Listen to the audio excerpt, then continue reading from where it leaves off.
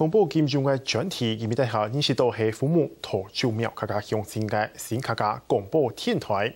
今日係用24點鐘放送客家，傳承客家文化嘅天天節目同風格。因為今年嘅廣播金鐘獎專業評討獎，成立16年以來，第1場賽是得到評選入圍，並指明今年為促進文化嘅發展受到肯定。某個時節唔會講排泄，你話排泄係某個意思咧？大天花嘛，下期先發你哦。透過天花口音，第一年以及發嘅單元同唐總討論合法嘅鑼鼓名言。兩位主持人用西安腔、漢人口語腔共等不流嘅客話，24點鐘用無腔用強調嘅客話來發送嘅新客家廣播電台，係條一個保存族群語言文化入圍專業評討獎嘅電台。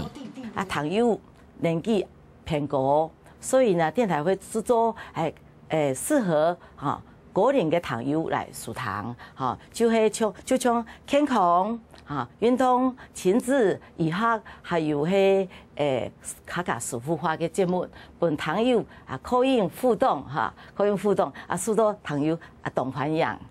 電台嘅談話節目係對客家風情嘅推廣到宣傳文化發拓，韓國音樂節目唔單止會表客家流行歌嘅，沒有傳統嘅山歌歌謠。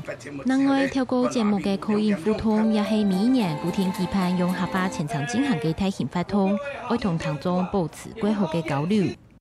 按電台啊，是正經，按照經錄嘅啊，對啲老人家是最大嘅幫助啊。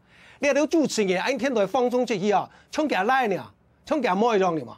對佢嘅物價有物價，我基本草本嘢物價同佢跌低啦，草本有感冒啊，打電話嚟可能佢心裡就較安慰。知道啲就係就按對人嘅社會嘅就風險啦。咩呀？一二睇吧，按功夫哦，全部本搶到咯。舊時評討嘅成立係對新客家人運動嘅精神出發，轉變做為代替客家鄉親服務。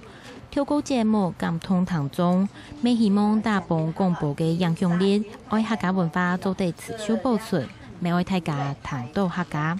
客家新聞分開從陳心怡、台灣報道。